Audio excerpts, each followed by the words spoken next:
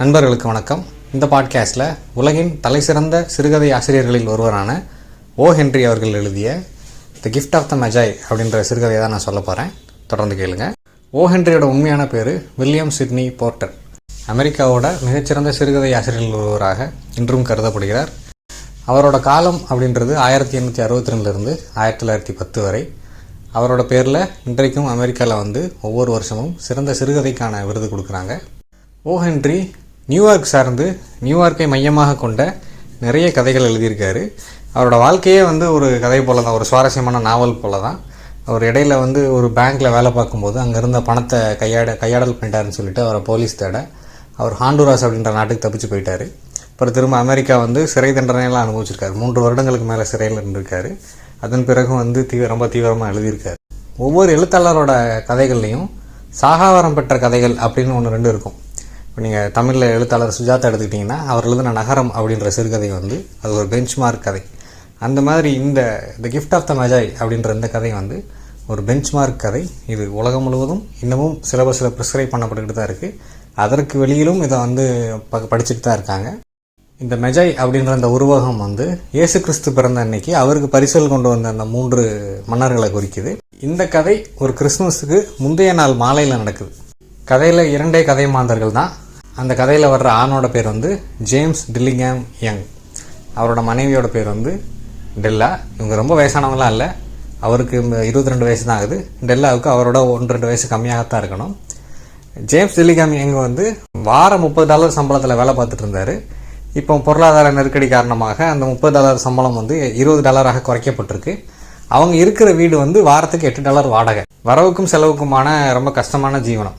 இப்போ கதையோட ஆரம்பத்தில் டெல்லா அவங்கக்கிட்ட கையில் இருக்கிற காசை எண்ணி பார்க்குறாங்க. அவங்கக்கிட்ட கரெக்டாக $1.87 தான் இருக்குது. இப்போ விடிஞ்சா கிறிஸ்மஸ். அப்போது ஜேம்ஸுக்கு ஏதாவது ஒரு கிஃப்ட் வாங்கி கொடுக்கணும்னு நினைக்கிறாங்க. அவங்க ஜேம்ஸை ஜிம் அப்படின்னு தான் கூப்பிடுவாங்க.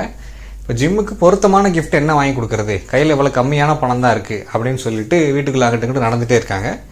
அவங்க வீட்டில் ஒரு முகம் பார்க்குற கண்ணாடி இருக்குது. ரொம்ப ரொம்ப சின்ன கண்ணாடி, ஆளுகிற கண்ணாடியில் இல்லை, சுவரில் மாட்டி வச்சுருக்கிற முகம் மட்டுமே தெரியக்கூடிய அளவுக்கு ஒரு கண்ணாடி. அப்போ இந்த கண்ணாடி முன்னாடி நின்று அவங்க யோசிச்சுட்டே இருக்காங்க என்ன பண்ணுறதுன்னு சொல்லிட்டு அங்கிட்டு நடந்துக்கிட்டு இருக்காங்க. கிறிஸ்மஸ் அதுவுமா தன்னோட கணவருக்கு எதுவும் பரிசு பொருள் வாங்கி கொடுக்கல அப்படின்னா அது எப்படி முழுமையடையும் அப்படின்ற கவலை அவங்களுக்கு. இவங்க குடும்பத்தை பொறுத்தவரை அவங்க குடும்பத்தில் உள்ள 2 பெருமைக்குரிய விஷயங்கள் என்ன அப்படின்னா, ஒன்று டெல்லாவோட தலைமுடி. அவங்களோட தலைமுடி அவங்க முழங்காலுக்கும் கீழே கிடக்கு. அவ்வளோ நீளமான தலைமுடி. அவங்க அதை நினச்சி பெருமைப்படுறாங்க. உலகத்தில் எந்த ஒரு பெரிய பணக்காரங்க முன்னாடியும் இல்லை மகாராணி முன்னாடியும், அதாவது அவங்க முன்னாடி நிற்கும்போது தலைமுடியோடு இவங்க நிற்கும்போது அவங்க முன்னாடி எதுலேயுமே குறைஞ்சி போகிறதில்ல. இந்த தலைமுடி மற்ற எல்லாத்தையும் சமன் செஞ்சிருது அப்படின்றது அவங்களோட நம்பிக்கை. ஜிம் ஒரு கோல்டன் வாட்ச் வச்சுருக்காரு. அந்த வாட்ச் அவங்க தாத்தாவோடது. நீங்கள் 1ஆம் உலகப் போருக்கு பிறகு தான் வாட்சுகளை கையில் கட்டுற பழக்கம் உருவாயிருக்கு. அதுக்கு முன்னாடி அதை ஒரு செயினில் கோர்த்து கோட் பாக்கெட்டுக்குள்ளே தான் வச்சுருப்பாங்க. இப்போ ஜிம்முக்கிட்ட அந்த வாட்ச் 3ஆவது தலைமுறையாக இருக்குது. அவர்கிட்ட செயின் இல்லை, வெறும் வாட்சை மட்டும் தான் வச்சுருக்காரு.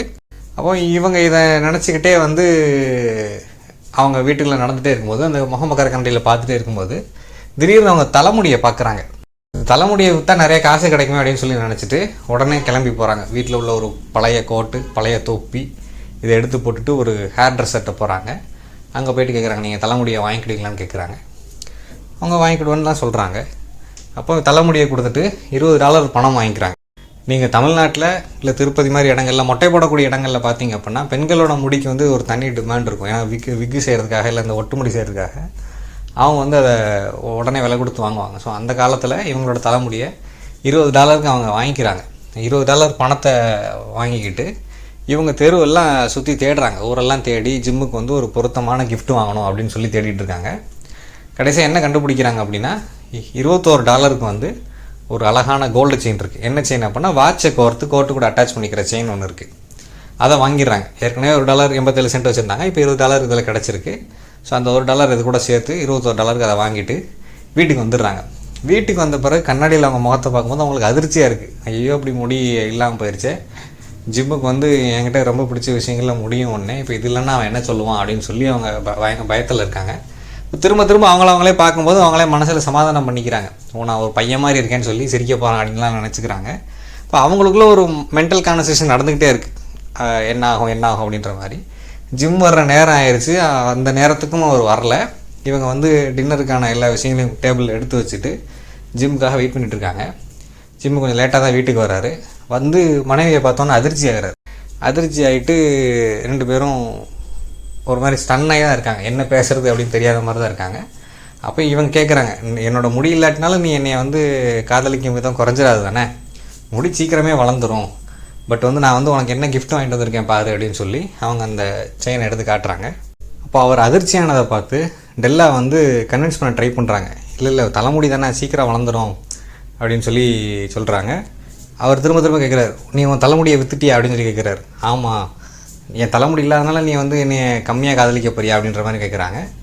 அவர் வந்து திரும்ப திரும்ப அதுலேருந்து அவரால் வெளியில் வர முடியல, அந்த அதிர்ச்சியிலேருந்து அவரால் வெளியில் வர முடியல. என்ன நடந்துச்சுன்னு சொல்லி கேட்கும்போது வந்து இது நாளைக்கு கிறிஸ்மஸ் இல்லையா, நான் உனக்கு ஏதாவது ஒரு கிஃப்ட் கொடுக்கணும்ல, நான் உனக்கு வாங்கி வச்சிருக்கிற கிஃப்ட்டை பாரு அப்படின்னு சொல்லி சொல்கிறாங்க. போய் கான்வர்சேஷன் இதை சுற்றியே நடந்துகிட்டே இருக்குது. அப்போ அவர் சொல்கிறாரு, உன்னோட தலைமுடி இல்லைன்றதுக்காக நான் உன்னை கம்மியாக காதலிக்க போகிறதில்ல அப்படின்னு சொல்லிட்டு அவர் வந்து அவரோட பாக்கெட்லேருந்து ஒரு பேப்பர் பண்டில் எடுத்து அந்த டீப்பாயில் வைக்கிறார். பட் நீ வந்து அதை என்னென்னு முதல்ல பாரு அப்படின்னு சொல்லிட்டு சொல்கிறாரு. அவங்க வந்து அந்த பார்சலை பிரித்து பார்த்தா அதில் வந்து அவங்க தலைமுடிக்கான சீப்பு வாங்கிட்டு இருக்காரு. ரொம்ப நாளாக வந்து அவங்க சீப்பு வாங்கணும்னு சொல்லி நினச்சிட்டு இருந்தாங்க, அவங்களால வாங்க முடியல. இவர் வந்து கிறிஸ்மஸ் கிஃப்டாக அவங்களுக்கு தலை சீவர் அந்த சீப்பு செட்டு வாங்கிட்டு வந்து கொடுத்துருக்காரு. இவங்க வாங்கிட்டு வந்த கிஃப்டை வந்து கொடுக்குறாங்க. இந்த மாதிரி நான் உனக்கு வந்து ஒன்று வாங்கிட்டு வந்திருக்கேன், இதை வந்து உன்னோட வாட்ச் கூட அட்டாச் பண்ணிக்கணும், ஒவ்வொரு நாளும் நீ ஒரு 100 தடவை அதை எடுத்து பார்க்கணும் மற்றவங்க கண்ணு முன்னாடி அப்படின்ற மாதிரி சொல்கிறாங்க. அதை கொடுக்குறாங்க. ஆனால் அப்புறம் தான் ரியலைஸ் பண்ணுறாங்க என்ன அப்படின்னா, இவங்க தலைமுடியை விற்று அந்த செயின் வாங்கின மாதிரி அவர் அந்த வாட்சை விற்று தான் அந்த சீப் வாங்கிட்டு வந்திருக்காரு. அப்போ இந்த ஒரு பக்கம் இது அபத்தம் மாதிரி தெரியலாம். அதாவது வந்து கடைசியில் அவங்க குடும்பத்தில் இருந்த ப்ரைஸ்ட் பொசிஷனான தலைமுடியவும் வாட்சையும் ஒரே நாளில் இழந்துட்டாங்க அப்படின்ற மாதிரி தோணலாம். இன்னொரு பக்கம் அவங்க 2 பேரும் ஒருத்தர் மேலே ஒருத்தர் வைத்திருக்கக்கூடிய அந்த அன்பு, அதுதான் இந்த கதையோட மையம். அந்த இது மற்ற எல்லாத்தையும் விட இது உயர்ந்தது அப்படின்ற மாதிரி தான் சொல்லி இந்த கதையை அவர் முடிக்கிறாரு. ரொம்ப ரொம்ப சென்டிமெண்டலான கதை இது. 2 தனிநபர்கள், குறிப்பாக கணவன் மனைவி அப்படின்னு வரும்போது அவங்களுக்குள்ளே எவ்வளவு வந்து அண்டர்ஸ்டாண்டிங் இருக்கணும் அப்படின்றத சொல்லக்கூடிய ஒரு கதை. இதை வாசிக்கும்போது இதை விட சுவாரஸ்யமாக இருக்கும் நான் சொன்னதை விட. வாசிச்சும் பாருங்கள். இவ்வளோ நேரம் பொறுமையாக கேட்டதுக்கு நன்றி. வணக்கம்.